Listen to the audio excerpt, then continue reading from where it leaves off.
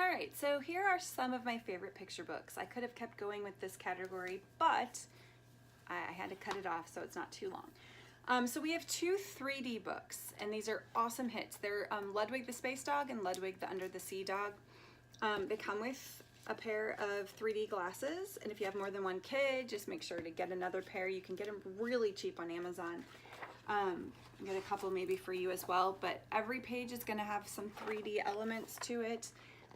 The story, honestly, doesn't even matter because kids are just fascinated with the 3D part. But it's all about kind of having a dream, having a goal, and shooting for it. And my favorite one is Under the Sea. Like, of the two, I do like the sea one better, but they're both awesome. So put that on your shelf. We have a series called Peek Inside Fairy Tales. There's Little Red Riding Hood, Beauty and the Beast, Sleeping Beauty, Cinderella. This one is a new one, Snow White.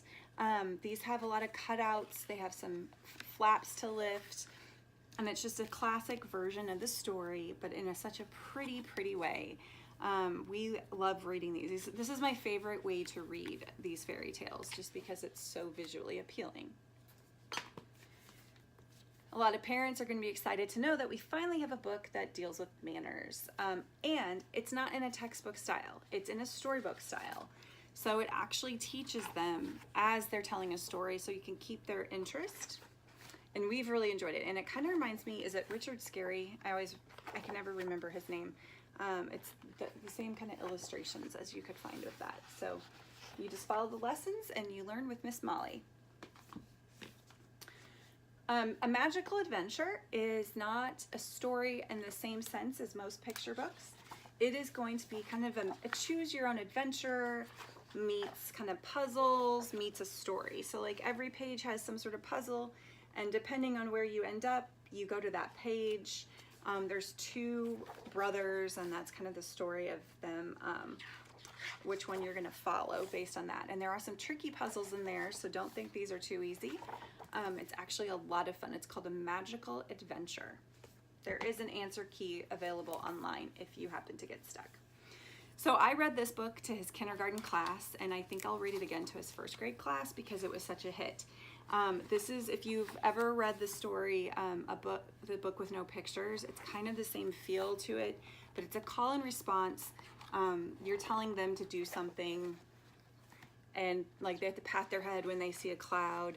So they're looking really silly as you're reading the story, and they get so into it. It's super giggly. That's I say ooh, you say ah. I think required reading should be this. It's Can I Join Your Club? Essentially, it's about exclusivity and inclusivity. It's these clubs that won't let this poor duck into the club because he doesn't look like them. And then so he makes his own club, but lets everybody into it. So it's a great, great message. It's called Can I Join Your Club? One of my favorite picture books is Pandemonia. It is an absolutely crazy, silly book, but it's got such great vocabulary, all these words to look up if you don't know them, animals to find on each page as you mention them, and it's got a good rhyming, a good beat to it, all about you don't want to wake the panda. If you do, and then you make all this noise, and you guess what? You wake the panda. Kids love it. It's called Pandemonia. We have a pair of books called, one's I'm a Dirty Dinosaur and the other one's I'm a Hungry Dinosaur, and it's so creatively illustrated. It's using dirt. The other one's using chocolate and cocoa. It's got a really good cadence, repetition, which little ones love.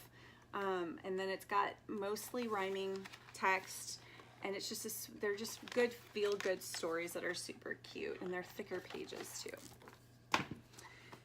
If you don't know Nibbles, get this book. Put this in your cart. You'll love it. It's great for 2-year-olds through 8-year-olds and maybe even older. Every kid is going to find something different to love about it, but essentially there is a monster who gets loose and eats his way through stories, familiar storylines, changes the story, and it's really silly. Lots of little things that even adults find enjoyable. And then you catch him at the end and he gets out, and then they go crazy. There is a sequel called Nibbles the Sequel, and it's the Dinosaur Guide. Illustrated Alphabet is in my top 5 maybe books. It is it's an alphabet book that takes it beyond just A is for alligator. There's tons of little things to look for, and then there is an alliterative story that makes it a good bedtime read as well, but you can read it at other times to teach him. This is the book that finally taught Weston that letters make sounds. We love this book, the beautiful illustrations and all of that.